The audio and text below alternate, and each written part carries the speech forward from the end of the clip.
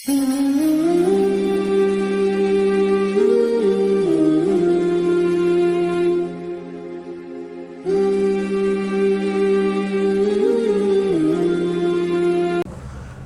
الحمد لله نحمده ونستعينه ونستغفره ونؤمن به ونتوكل عليه ونعوذ بالله من شرور أنفسنا ومن سيئات أعمالنا من يهده الله فلا مضل له ومن يضلله فلا هادي له وأشهد أن لا إله إلا الله وحده لا شريك له وأشهد أن محمدا عبده ورسوله اللهم صل على محمد وعلى آل محمد كما صليت على إبراهيم وعلى آل إبراهيم إنك حميد مجيد اللهم بارك على محمد وعلى آل محمد كما باركت على إبراهيم وعلى آل إبراهيم إنك حميد مجيد أما بعد فإن خير الحديث كتاب الله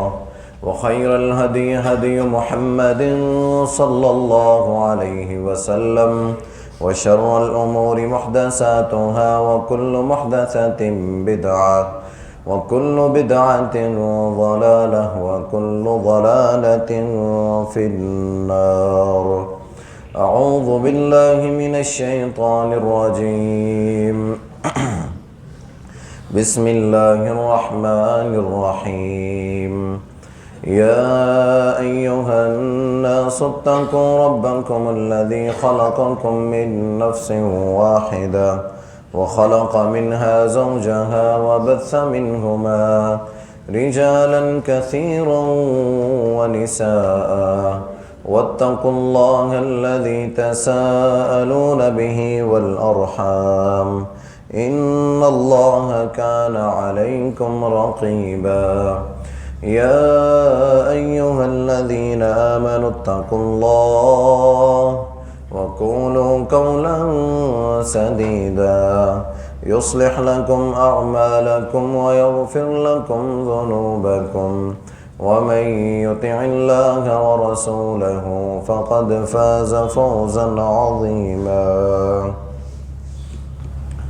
صدق اللہ العظیم۔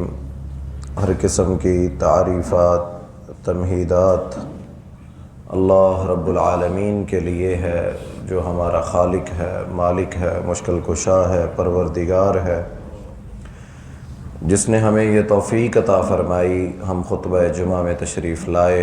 اللہ رب العالمین ہماری اس عبادت کو بیٹھنا بیان کرنا اللہ قبول کر لے۔ درود و سلام ہو اللہ کے نبی جناب محمد رسول اللہ صلی اللہ علیہ وآلہ وسلم کی ذات مبارکہ پر۔ اللہ کے نبی صلی اللہ علیہ وسلم کی زندگی ہمارے لیے زندگی گزارنے کا ایک پیمانہ ہے، بوڑھوں کے لیے، نوجوانوں کے لیے، عورتوں کے لیے، حکمرانوں کے لیے، وزیروں کے لیے، مشیروں کے لیے، زندگی کے ہر شعبے سے تعلق رکھنے والے کے لیے اللہ نے اپنے نبی کو ہمارے لیے آئیڈیل بنا دیا۔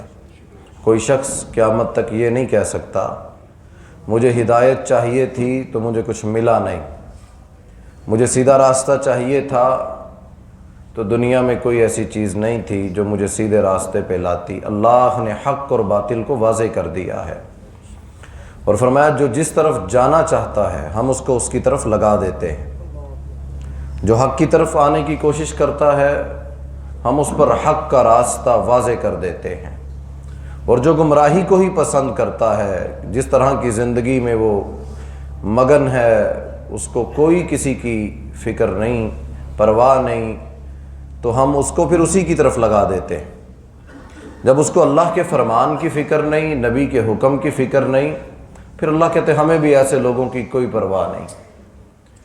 وہ جس طرح مرضی چاہیں اپنی زندگی بسر کرتے رہیں، جس طرح دنیا میں انہوں نے ہمیں بھلا دیا، قیامت کے دن ہم بھی ان کو بھول جائیں گے۔ یہ اللہ کا قرآن ہے کہ جو ہمیں اور ہماری یاد سے غافل ہو جاتے ہیں، ہم ان سے بھی غافل ہو جائیں گے۔ جو یہ سمجھتے ہیں کہ ہمیں زیادہ سیکھنا نہ پڑے، زیادہ علم نہ آ جائے، زیادہ چیزیں پوچھیں گے تو زیادہ پھنستے جائیں گے، زیادہ اصلاح کرنی پڑے گی، تو اس لیے وہ زیادہ پوچھتے ہی نہیں، زیادہ سوال ہی نہیں کرتے، اپنے اندر جو کمی کوتاہی ہے اس کو دور کرنے کی کوشش نہیں کرتے۔ تو اس رویے کو، اس عادت کو اسلام نے پسند نہیں فرمایا۔ آپ دیکھ لیں احادیث کا ذخیرہ اٹھا کر صحابہ کرام اکثر سوال کرتے نظر آتے، اللہ کے نبی صلی اللہ علیہ وسلم اعمال برباد کیسے ہوتے ہیں؟ اللہ کے نبی جہنم سے بچنے کا طریقہ کیا ہے؟ اللہ کے رسول دعا کون سی پڑھنی چاہیے؟ اللہ کے نبی مجھ سے یہ عمل ہو گیا، اب میرا انجام کیا ہوگا؟ ہر چیز پر، حتیٰ کہ کسی سے کوئی بات کر دیتا، جب تک اس بات پر اللہ کے نبی صلی اللہ علیہ وسلم سے تصدیق نہ ہو جاتی دل بے چین رہتا۔ زندگی کے اندر کوئی ایسا عمل، کاروبار شروع کرنا، رشتے کرنا، زندگی گزارنا تو بہت بڑا عمل ہے، معمولی باتوں پر کہ ایک ساتھی نے دوسرے سے کوئی بات کر دی اور وہ بات اس کو سمجھ نہیں آئی، وہ رات کا وقت ہے تو صبح فجر تک کا انتظار کرتا، نماز پڑھتا تو فوراً کہتا یا رسول اللہ صلی اللہ علیہ وسلم فلاں نے یہ بات کہی تھی، اللہ کے نبی ایسا ہے، یعنی اپنے دل کو فوراً اللہ کے نبی صلی اللہ علیہ وسلم کے حکم سے، احکام سے اپنے آپ کو سیدھا کر لیتے، اس لیے وہ بگاڑ سے بچ گئے۔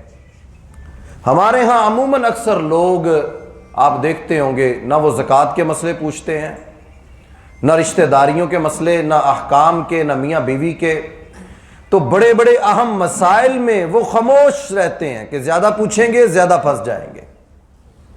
تو ہر شخص نے اپنی ایک عادت بنائی ہے، تو اسلام اس طرح کی عادتوں کو پسند نہیں کرتا کہ اپنی اصلاح کرنی چاہیے۔ ہم نماز دیکھ لیں، 40 سال گزر جاتے ہیں لوگوں کو نماز پڑھتے ہوئے، لیکن کبھی سوال نہیں کریں گے، کبھی کسی کے پاس بیٹھ کر اہل علم کے ساتھ سوال نہیں کریں گے کہ میری نماز دیکھو میں کیسے پڑھتا ہوں۔ اور یہ حدیث بھی سنی ہے کہ ایک شخص مسجد میں آیا، اس نے نماز پڑھی، آپ نے فرمایا ارجع، لوٹ جا، تو نے نماز نہیں پڑھی۔ وہ گیا، اس نے دوبارہ نماز ادا کی، آپ صلی اللہ علیہ وسلم نے کیا فرمایا؟ تو نے نماز نہیں پڑھی، واپس لوٹ جا۔ 3 مرتبہ اس نے نماز ادا کی، آپ نے فرمایا تو نے نماز نہیں پڑھی، تیری نماز نہیں ہے، واپس لوٹ جا۔ کہنے لگا اللہ کے نبی صلی اللہ علیہ وسلم اس سے بہتر نماز مجھے نہیں آتی، مجھے سکھا دیجئے۔ آپ نے اس کو رکوع کا طریقہ بتایا، سجدے کا طریقہ بتایا، قیام بتایا۔ اور ہم اپنے اندر دیکھیں کہ آیا ہم اپنی زندگی میں اصلاح کا وہ دروازہ کھولے ہوئے ہیں کہ بند کیے ہوئے ہیں۔ ہم سوال نہیں کرتے، پوچھتے نہیں ہیں کہ ہماری شان میں، ہماری عزت میں کوئی کمی نہ آ جائے، اور نمازیں ویسے، مسئلے مسائل ویسے، کوئی فوت ہو جائے، اکثر ہم دیکھتے ہیں بڑے بڑے سمجھدار لوگ ایسی بے وقوفیاں کر جاتے ہیں مرنے پر کہ ان کا باپ اس چیز کا مخالف ہوتا ہے کہ یہ خلاف شرع عمل ہے، برادری، رشتہ دار، چھوڑو، لوگوں کو کیا کہنا ہے، کرو، یہ عمل کرنا ہے، کرنا چاہیے۔ تو اگر اس کو کوئی سمجھائے تو کہتا جی کوئی بتانے والا نہیں تھا۔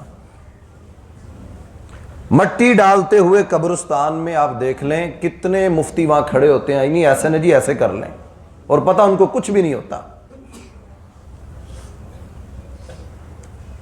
بس دیکھا ہوتا ہے، سنا ہوتا ہے، اسی کے اندر ہی وہ فیصلے۔ اور جبکہ صحابہ کرام کوئی عمل ایسا ہو جاتا جو ان کو لگتا کہ ہمیں اللہ کے نبی صلی اللہ علیہ وسلم کی مہر اس پر نہیں ہے، یا ہمیں اس چیز کا علم نہیں ہے، ان کی راتوں کی نیندیں اڑ جاتی تھیں، پریشان ہو جاتے تھے، ڈرتے تھے، روتے اور کانپتے تھے ہمارا کیا بنے گا۔ مجلسوں سے اٹھ کر جاتے تھے، اگر پریشانی ہوتی آ جاتے، دوبارہ پوچھتے اللہ کے نبی صلی اللہ علیہ وسلم یہ عمل بتا دیجئے، ہمیں سمجھ نہیں آ رہا۔ تو آج ہماری یہ عادتیں خراب ہو چکی ہیں، ہم سوال ہی نہیں کرتے، ہم اپنی اصلاح، ہر بندے اپنی اصلاح تو کرتا ہے نا، اپنی فکر تو سب کرتے ہیں۔ تو اپنی اصلاح کے لیے ہمیں چاہیے کہ ہم اچھی عادتیں، اچھا ماحول، اچھے رویے، یہ بہترین، یہ اسلام کا حسن ہے۔ ہاں فضولیات، لغویات نہ ہوں، ایسے سوال نہ ہوں کہ جن کا نہ عقیدے سے تعلق ہے، نہ مسلمانوں کو اس کا فائدہ ہے، نہ دین کا اس سے کوئی تعلق ہے۔ نالج کے ایسے سوال پوچھنا جن سے نہ کوئی بہتری آئے گی، نہ کسی کا کوئی مسئلہ حل ہو سکتا ہے۔ تو با مقصد سوال کرنا، با مقصد چیزوں کو دیکھنا، اپنی اصلاح کرنا، یہ دین ہے ہمارا۔ تو اللہ رب العالمین ہمیں یہ اچھے رویے، اچھی عادتیں اپنانے کی بھی توفیق عطا فرمائے۔ تو یہ عمل صحابہ کرام کا ہے اور بڑے چھوٹے کا کوئی بات نہیں۔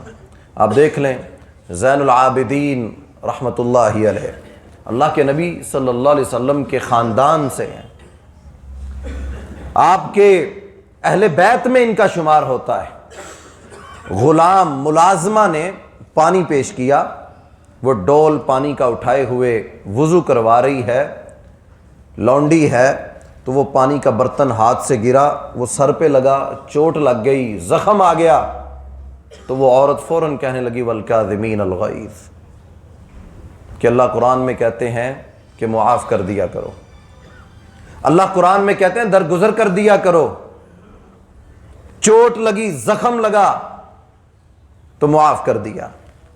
تو وہ کہنے لگی اللہ پسند کرتا ہے جو معاف کر دیتے ہیں۔ جب زین العابدین رحمہ اللہ نے اس کے زبان سے یہ قرآن کی آیات سنی تو کہا جاؤ میں تجھے اللہ کی راہ میں آزاد کرتا ہوں۔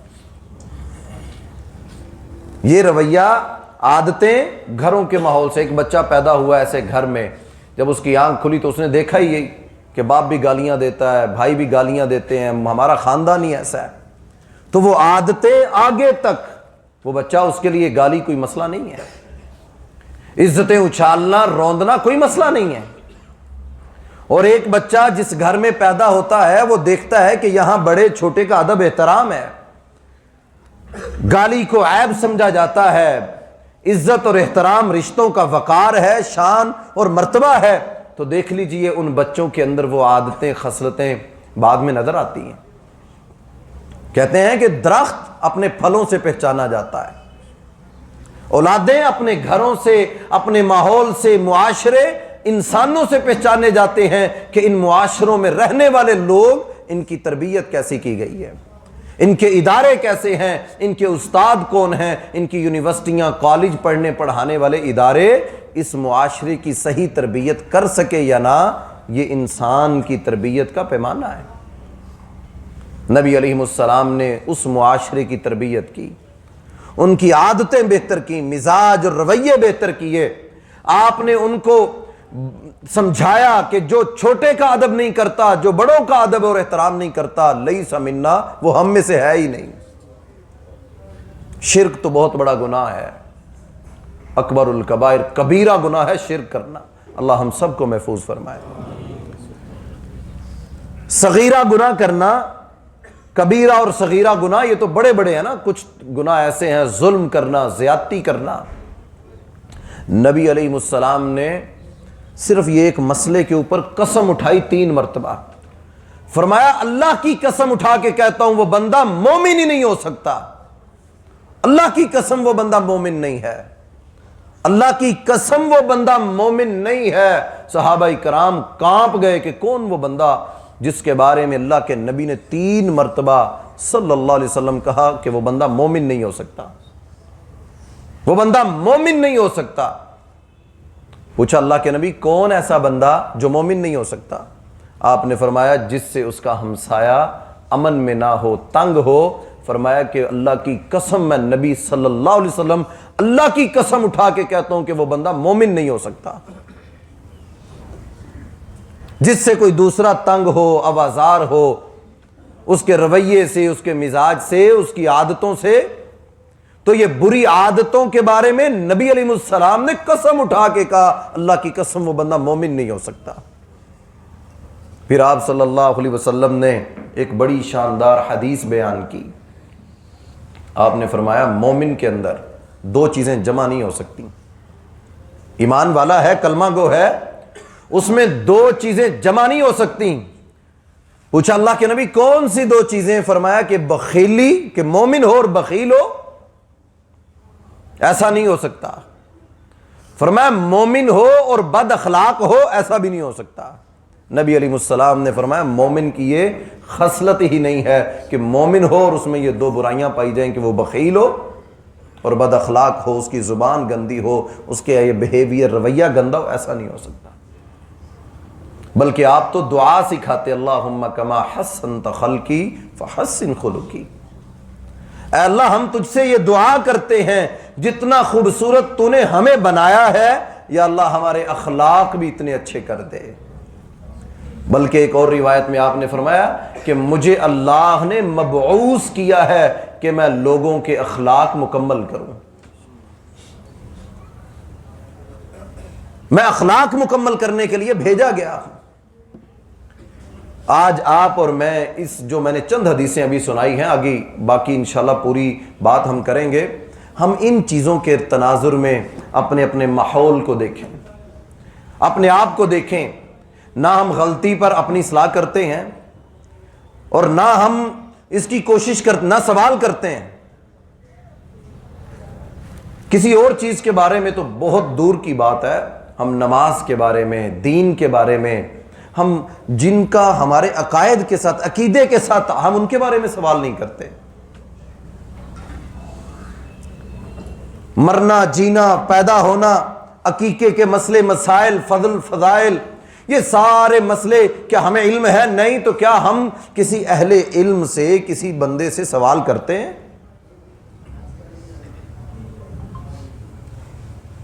جب کوئی ایسا مسئلہ پیش آ جائے تو ہمارا رویہ کیا ہے؟ پھر اس کے بعد دوسرا بگاڑ. پہلا بگاڑ کہ ہم نہ تو کسی اہل علم کے پاس بیٹھتے ہیں، نہ سوال کرتے ہیں، نہ ان کی مجلسوں میں جاتے ہیں، نہ اپنی اصلاح کرتے ہیں. دوسری ہم سے سب سے بڑی غلطی یہ ہوتی ہے کہ ہم بغیر تحقیق کے، بغیر کوئی چیز جانے، ایک رائے قائم کر کے اس بندے کے بارے میں ایسے کلمات، ایسی زبان سے گری ہوئی باتیں کر جاتے ہیں جو ہمارے اپنے دین کا بگاڑ پیدا کر دیتی ہیں. نبی علیہ السلام نے فرمایا ایک شخص اپنی زبان سے فکرہ نکالتا ہے، بے دھیانی میں، عادت بن گئی تھی اس کا بولنا، ہر وقت کسی نہ کسی کے بارے میں تبصرے کرتا رہتا تھا، عادت بن گئی بولنے کی. ایک شخص کے بارے میں اس نے جملہ بولا اور اس کے لیے بڑا ہی معمولی تھا، کوئی اہمیت اس جملے کی نہیں تھی، لیکن اللہ کے ہاں اس جملے کی اتنی اہمیت تھی کہ یہ کچھ نہ کچھ نیکیاں کرتا تھا، نمازیں پڑھتا تھا، جو تھا نیکی خیر تھی. لیکن اس جملے کی وجہ سے اللہ کو اتنا غصہ آتا ہے، جنت کے کنارے سے اٹھا کے نبی علیہ السلام نے فرمایا جہنم کے کنارے آ جاتا ہے. ہم شرک کی بات نہیں کر رہے، نماز چھوڑنے کی بات نہیں کر رہے، ہم آپ کو جنت اور جہنم کے فیصلے آپ پر، ہم صرف وہ بات جو ہمارے رویوں کے متعلق ہے، جو ہمارے ملنے ملانے کے، ہماری برادریوں کے متعلق ہے، ہمارے حکمرانوں کے متعلق، جس شہر میں ہم رہتے ہیں، جس سوسائٹی میں، مارکیٹ میں، جہاں ہم کاروبار کرتے ہیں، بتائیں کیا اسلام ہمارے اندر یہ دینی روش موجود ہے؟ آپ سوشل میڈیا کو اوپن کریں، ہمیں لیڈ کرنے والے لوگ، ہمیں لیڈ کرنے والے لوگ،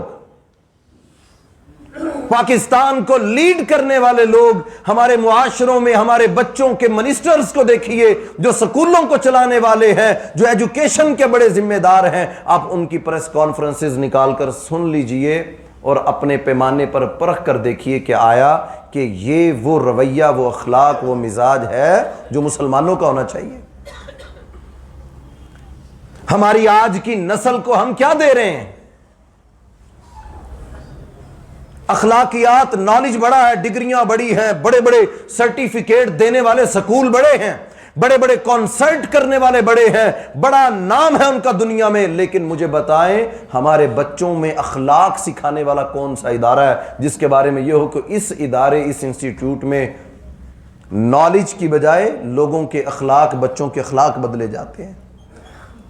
یہاں انسانیت تعمیر کی جاتی ہے، نوع بشر کی قسمت تبدیل ہوتی ہے، یہاں وہ قسمت، وہ تبدیل، وہ رویے مزاج ہیں۔ میٹرک کے بچوں کے پاس چلے جائیں، سکول کالج یونیورسٹیوں میں جائیے، دیکھیے کیا وہ پیمانہ، یہ عادتیں خراب گھروں سے ہوتی ہیں۔ پہلی درسگاہ ماں باپ تھے۔ نبی علیہ السلام نے صاف لفظوں میں کہا، آپ دیکھ لیجئے اسلام تو رویے اور مزاج کے بارے میں اتنا خیال کرتا ہے کہ نبی علیہ السلام نے فرمایا کہ جہنم میں سب سے زیادہ لوگ شرک کی وجہ سے نہیں جائیں گے، سب سے زیادہ لوگ شرک کی وجہ سے جہنم میں نہیں جائیں گے، سب سے زیادہ لوگ زنا کی وجہ سے نہیں جائیں گے، سب سے زیادہ لوگ جہنم میں سود کھانے کی وجہ سے نہیں جائیں گے، بلکہ آپ نے زبان پکڑ کر کہا، فرمایا میرے صحابہ سب سے زیادہ لوگ جہنم میں زبان کی وجہ سے جائیں گے، سب سے زیادہ لوگوں کی پکڑ ہوگی تو اس زبان کی وجہ سے ہوگی۔ اور ایک غلام کہتا ہے میں نے امیر المؤمنین ابو بکر صدیق رضی اللہ تعالی عنہ کو دیکھا، میرا گزر ہوا، میری نظر پڑ گئی، میں نے امیر المومنین مسلمانوں کے امیر کو دیکھا، کیا کر رہے ہیں؟ کہتے اپنی زبان کو ہاتھ سے پکڑ کر کھینچ رہے ہیں، جسم کا حصہ ہے، اس کو زبان کو پکڑا ہے، اس کو کھینچ رہے ہیں۔ تو میں نے پوچھا امیر المومنین یہ کیوں کر رہے ہیں، کیا ہوا؟ کہا اللہ کے نبی صلی اللہ علیہ وسلم نے کہا تھا مجھے دو چیزوں کی ضمانت دے دو، میں جنت کی ضمانت دیتا ہوں،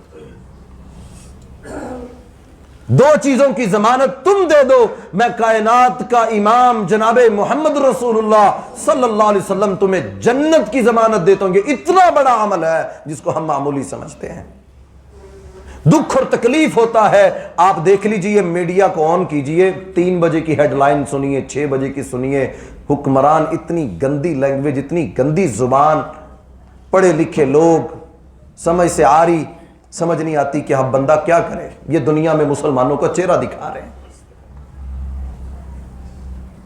لڑائی جھگڑا ہو جائے، فرمایا منافق کی علامت ہے، جب وہ جھگڑتا ہے تو گالیاں بکتا ہے، فرمایا یہ اہل ایمان کا شیوا نہیں ہے۔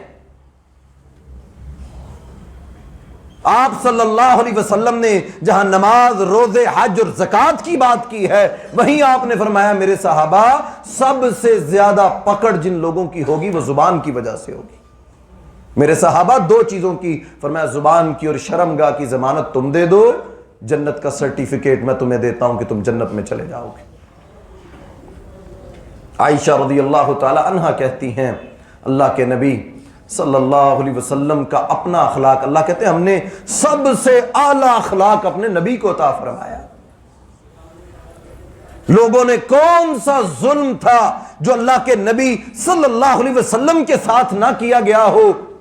کوئی ایک داستان، کوئی شخص کھڑا ہو کر کہے ہاں میری زندگی میں زخم زیادہ ہیں، کوئی ایک بھی ایسا نہیں ہو سکتا۔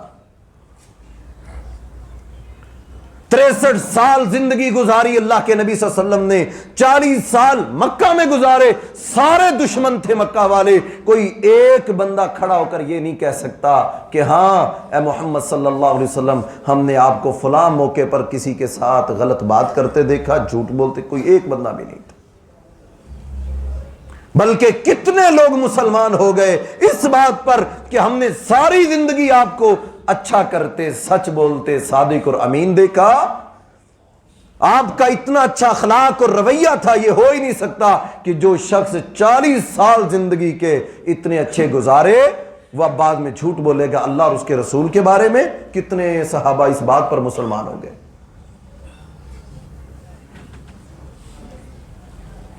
اللہ تعالیٰ، ہم تو عام انسان ہیں نا، اللہ قرآن میں اپنے نبی کو کہتے ہیں، احد کے میدان میں مسلمانوں سے ایک غلطی ہوئی، نبی علیہ السلام نے حکم دیا تھا یہ درہ نہیں چھوڑنا، یہ پہاڑ، اس پہاڑ سے نیچے نہیں اترنا، 50 لوگوں کی ذمہ داری لگائی، لیکن ان سے غلطی ہوئی، وہ درہ چھوڑ کر نیچے اتر آئے۔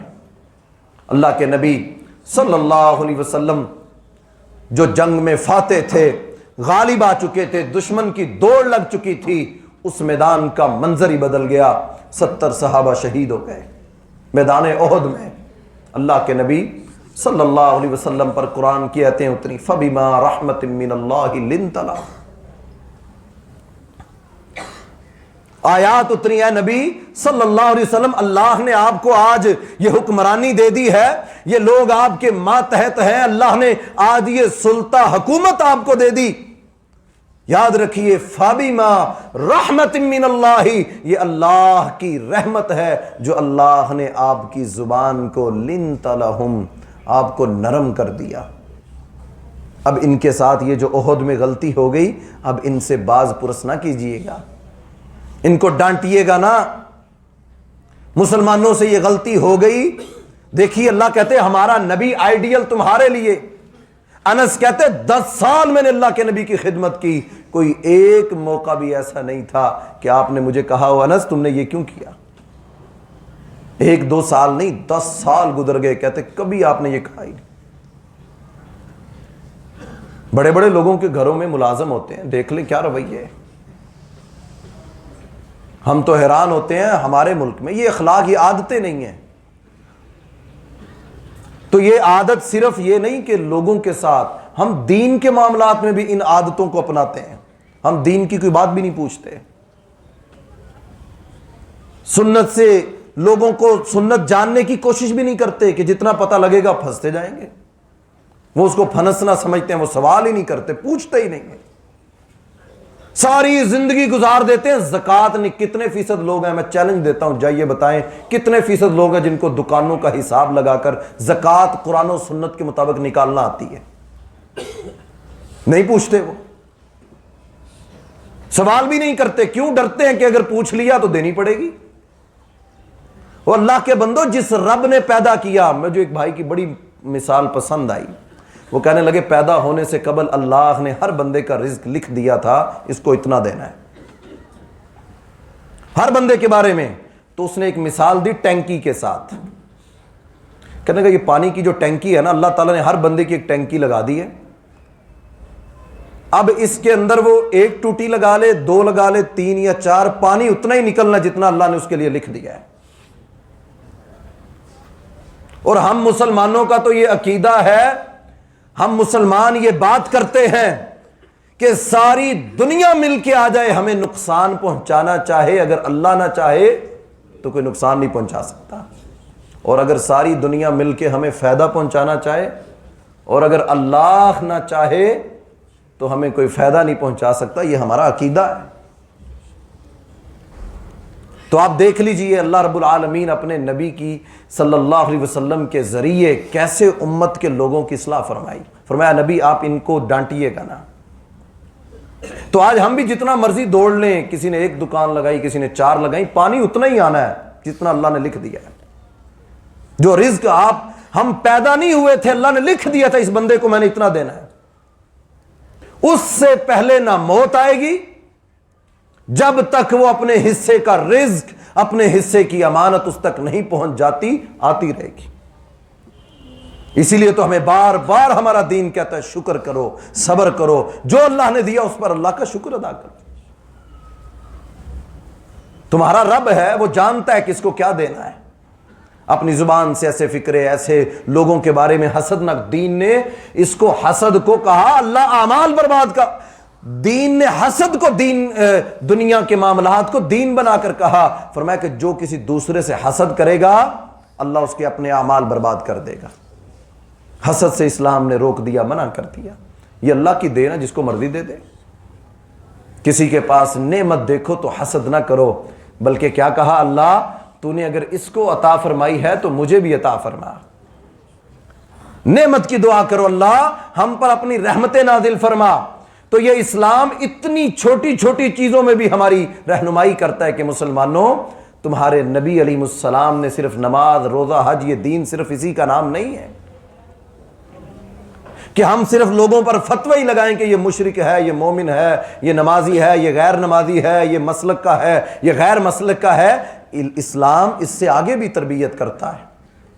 سمامہ بن آسال، مسجد نبوی میں ہم بیٹھے تھے، ان ستونوں کو دیکھ رہے تھے، پتہ نہیں کون سے ستون پہ سمامہ بن آسال کو باندھا گیا تھا۔ اسلام کا اتنا بڑا دشمن تھا کہ اپنی زبان سے کیا کہتا تھا، چھوڑ دو گے تو اس کا نیکی کا صلہ دوں گا، بدلہ دوں گا۔ قتل کر دو گے تو بدلہ لیا جائے گا. اتنی سخت باتیں کرتا تھا. نبی علیہ السلام صحابہ کو کہتے تھے اس کو کھانے پینے کے لیے کچھ دو. صحابہ اس کو دودھ پلاتے تھے, کھانا کھلاتے تھے. وہ مسلمانوں کے ان رویوں کو دیکھ رہا تھا. 3 دن بعد آپ نے اس سے پھر پوچھا ثمامہ کیا حال ہے؟ وہ کہنے لگا چھوڑ دو گے تو احسان کرو گے, اس کا بدلہ دیا جائے گا. قتل کر دو گے تو میرا پیچھے خاندان برادری ہے, قتل کا بدلہ لیا جائے گا. آپ نے فرمایا ثمامہ کو چھوڑ دو. وہ ان ستونوں میں سے, ایمان بڑا تازہ ہوتا ہے, وہ یہاں سے کسی گیٹ سے مسجد کے نکلے ہوں گے, روایتوں میں آتا تھوڑے سے دور گئے واپس آ گئے. کہا چھوڑا بھی تو کیسا, اپنا بنا کے چھوڑ دیا. اسلام کے دشمن تھے, پسند نہیں کرتے تھے, کہتے تھے ساری زمین پہ اگر کوئی شہر مجھے ناپسند ہے تو کہتے مدینہ ہے. قید میں آپ نے فرمایا چھوڑ دو اس کو, جانے دو.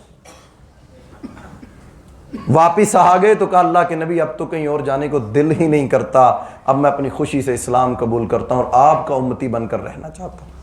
فَبِمَا رَحْمَةٍ مِّنَ اللَّهِ, اللہ کہتے ہیں اے نبی ہم نے اپنی رحمت سے جو نرمی آپ میں ڈالی ہے, یہ جو آپ کے ارد گرد لوگ آپ کو نظر آتے ہیں, جو آپ کے ارد گرد لوگ بیٹھے رہتے ہیں, مجمع ہے, یہ اللہ نے آپ کے اندر جو نرمی ڈال دی. وَلَوْ كُنْتَ, اگر آپ ہوتے فَظًّا, اگر آپ ہوتے سخت دل تو یہ سارے لوگ آپ کے قریب نہ ہوتے. اللہ نے اپنے نبی کو یہ بات کہی کہ اے نبی صلی اللہ علیہ وسلم اگر آپ بھی سخت دل ہوتے, اگر آپ بھی اسی طرح غصہ کرنے والے اور سخت مزاج ہوتے تو یہ جو لوگ جو آپ کے ارد گرد ہیں تو یہ نہ ہوتے. یہ اللہ کی رحمت ہے, اللہ نے آپ کے دل کو نرم کر دیا اور یہ لوگ آپ کے ارد گرد رہتے. تو یہ دین ہے ہمارا, نرمی کو اپنی زندگی میں لانا لوگوں کے ساتھ. بلکہ اللہ کے نبی صلی اللہ علیہ وسلم کو قتل کرنے کے ارادے سے آیا, قتل کرنے کے ارادے سے آیا. صحابہ کہتے ہیں ہم جہاد سے واپس آ رہے تھے, ایک جگہ درخت ملے تو درختوں کے درمیان ہم نے آرام کرنے کا سوچا. اللہ کے نبی صلی اللہ علیہ وسلم ایک درخت کے نیچے لیٹ گئے. ایک غیر مسلم ڈھونڈتا ڈھونڈتا چھپتا چھپاتا, درخت تھے, اوٹ لیتا لیتا اللہ کے نبی صلی اللہ علیہ وسلم کے قریب پہنچ گیا. اس نے تلوار درخت سے اتاری اور کہنے لگا اب آپ کو مجھ سے کون بچائے گا. اللہ کے نبی صلی اللہ علیہ وسلم کی آنکھ کھلی تو دیکھا کہ مجھے قتل کرنے کے ارادے سے یہ شخص میرے سامنے کھڑا ہے. آپ نے اس کو دیکھا تو آپ نے کیا فرمایا, تربیت کی امت کی, آپ نے فرمایا اللہ, مجھے میرا اللہ بچائے گا. یہ سننے کی دیر تھی, اس کا ہاتھ کانپا, تلوار نیچے گر گئی. نبی علیہ السلام نے اٹھائی, آپ نے فرمایا اب تجھے کون بچائے گا.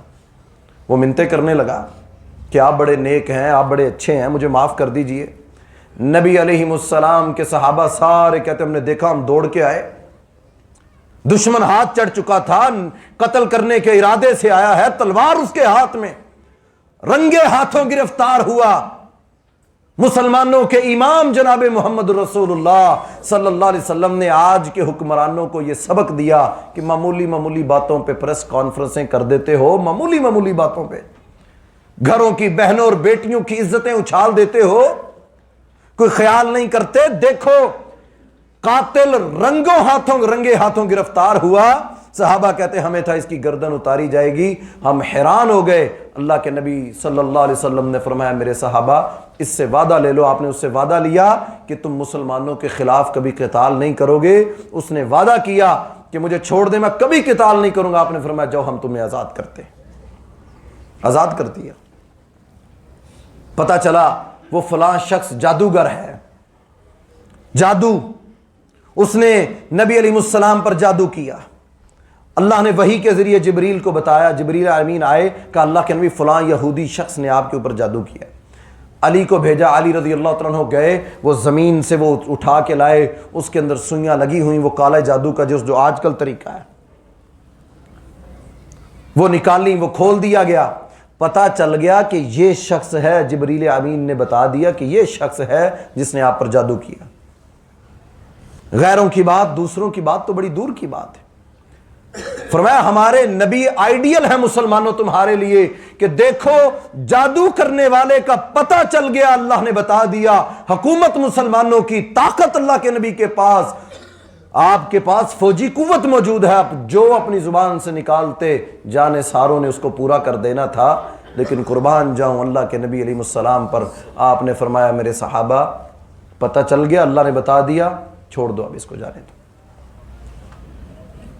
اس عورت کا پتہ چل گیا جس نے زہر ڈال کر کھانے میں دیا تھا، جس کے اثرات آپ کہتے تھے مجھے آخری عمر تک محسوس ہوئے کہ اس نے گوشت کے اندر زہر ملا کر دیا۔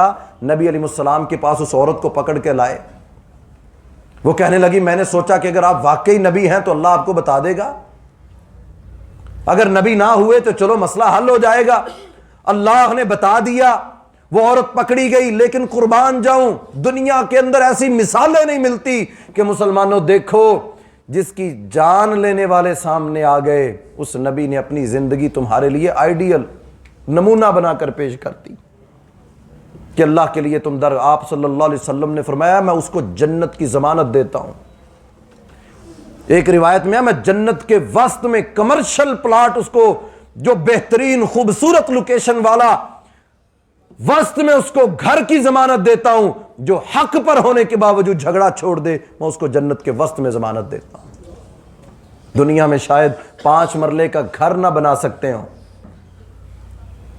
وہ صحابہ کرام جنت کی ایک کھجور کے بدلے میں اپنا ابو دہدہ رضی اللہ تعالیٰ عنہ نے سارا باغ دے دیا۔ اللہ کے نبی جنت میں ایک کھجور، یہ دنیا کی ایک کھجور میں لے کر اس یتیم بچے کو اگر میں ایک کھجور لے کر دے دوں تو کیا جنت میں مجھے کھجوریں ملیں گی؟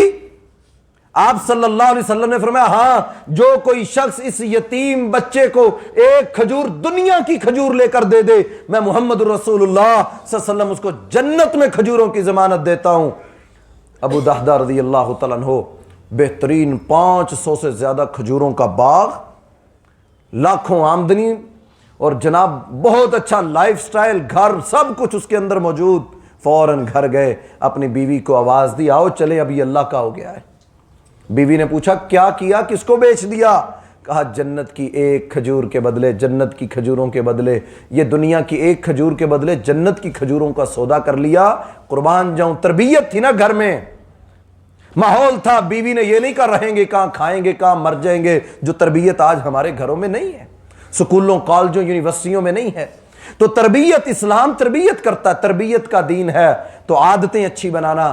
وہ عورت کہنے لگی ابو دہدہ بڑا اچھا سودا کیا تو نے، بڑا ہی کمال کا سودا کیا تو نے کہ تو نے جنت خرید لی، جنت کی ضمانت تو نے لے لی۔ یہ دنیا ہے، دنیا تو اللہ پھر دے دے گا۔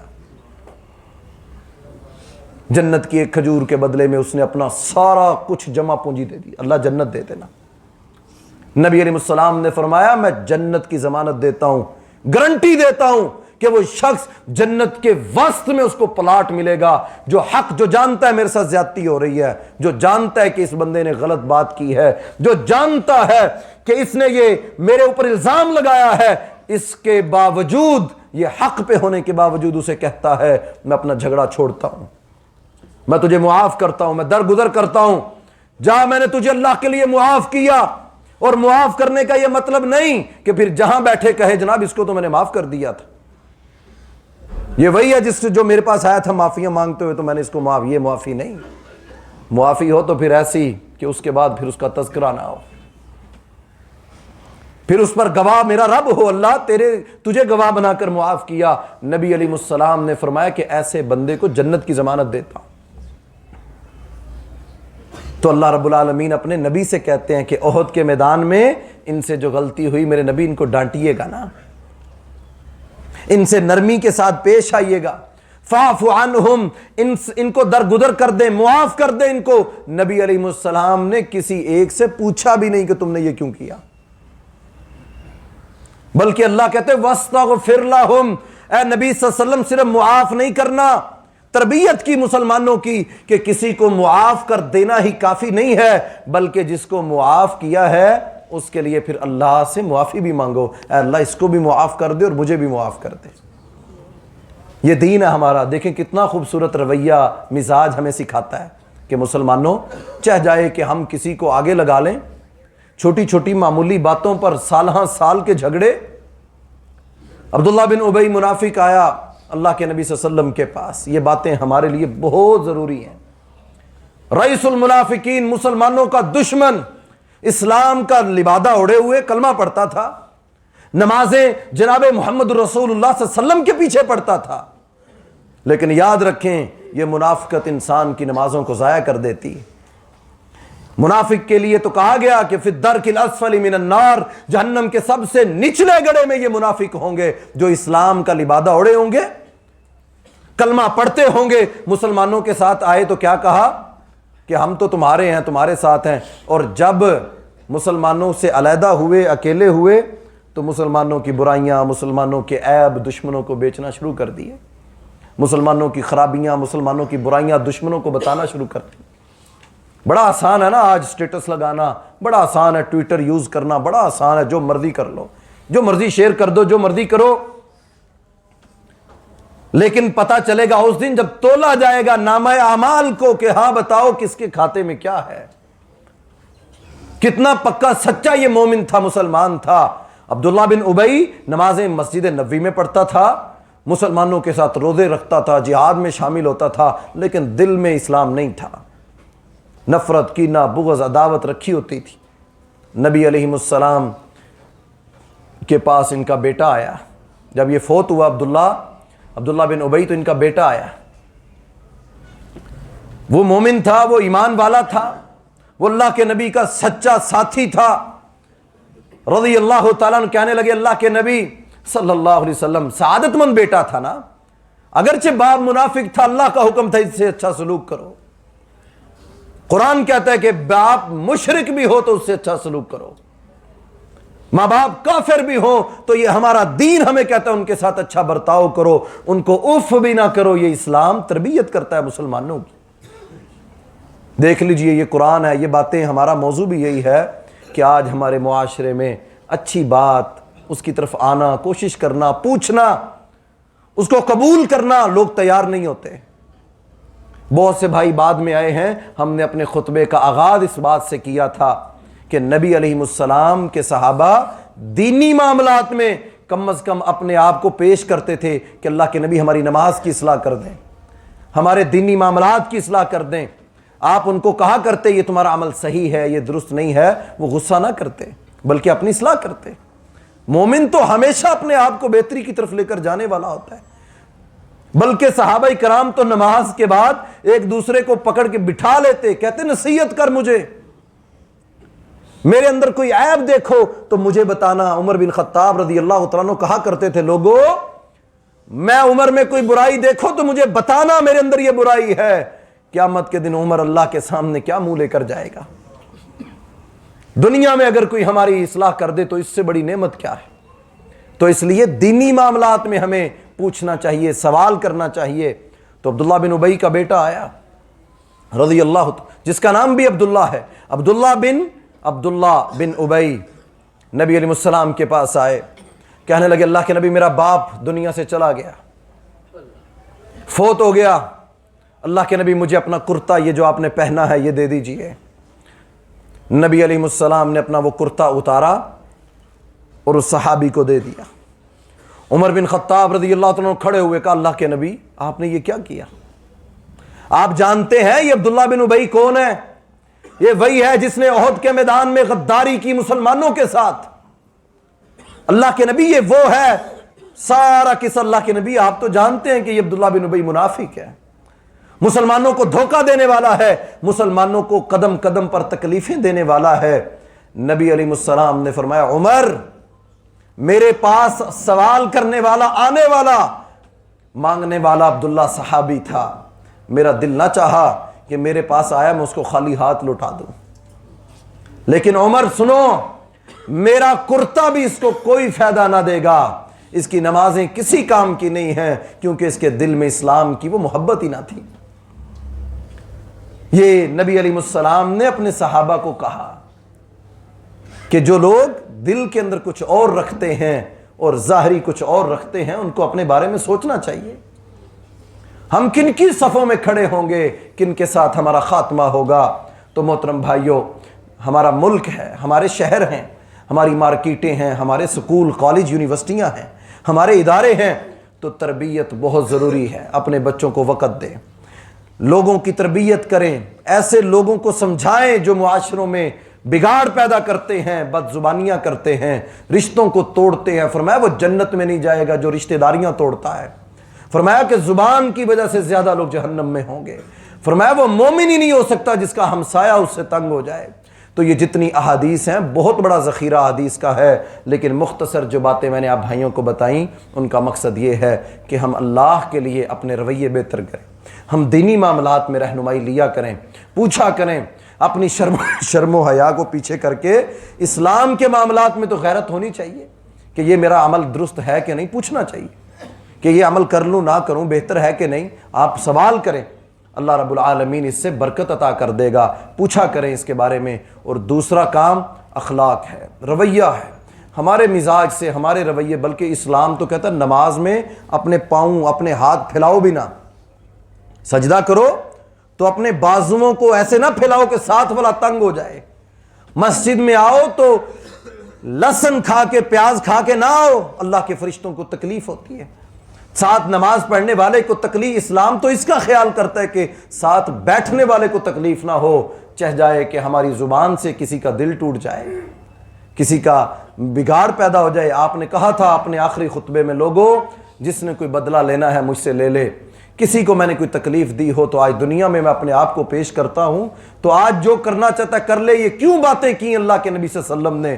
کیونکہ آپ جانتے تھے کہ یہ معمولی مسئلہ نہیں ہے، حقوق العباد کا مسئلہ ہے، قیامت کے دن جب تک جواب نہ دے گا قدم نہ اٹھا سکے گا۔ تو اس لیے محترم بھائیوں، ہمیں میڈیا کو چھوڑ کے اپنے اندر تبدیلی لائیں، اپنے اندر یہ پیدا کریں کہ ہم لوگوں کے لیے آئیڈیل بنیں، لوگوں کے ہمارے رویے ہمارے مزاج لوگ ان کو دیکھ کر اپنے اندر انقلاب پیدا کریں۔ کوئی ہمارے پاس بیٹھ جائے 5 منٹ کے لیے تو وہ کئی لوگوں کو جا کر کہے کہ یار ہمیں ایسے نہیں، ایسے کرنا چاہیے۔ تو یہ اصل اخلاق ہے کہ لوگ ہمارے رویے، نبی علیہ السلام کے بارے میں عائشہ رضی اللہ عنہا کہتی ہیں اللہ کے نبی کا قرآن سارا ہی اخلاق تھا، آپ چلتے پھرتے قرآن تھے، جیسے گھر میں تھے ویسے باہر تھے۔ تو اللہ رب العالمین ہمیں بھی، ہمارے رویوں کو، ہمارے حکمرانوں کو بھی اللہ رب العالمین یہ بہترین رویے اپنانے کی توفیق عطا فرمائے۔ اقول قولی ھذا استغفر اللہ لی ولکم ولسائر المسلمین۔ زندگی رہی تو انشاءاللہ اگلے جمعے میں نبی علیہ السلام کی زندگی کے اسی طرح کے جو تربیت والے مراحل تھے صحابہ اور صحابیات کے آپ کے بھائیوں کے سامنے بیان کریں گے۔ اللہ مجھے بھی اور آپ بھائیوں کو عمل کی توفیق عطا فرمائے۔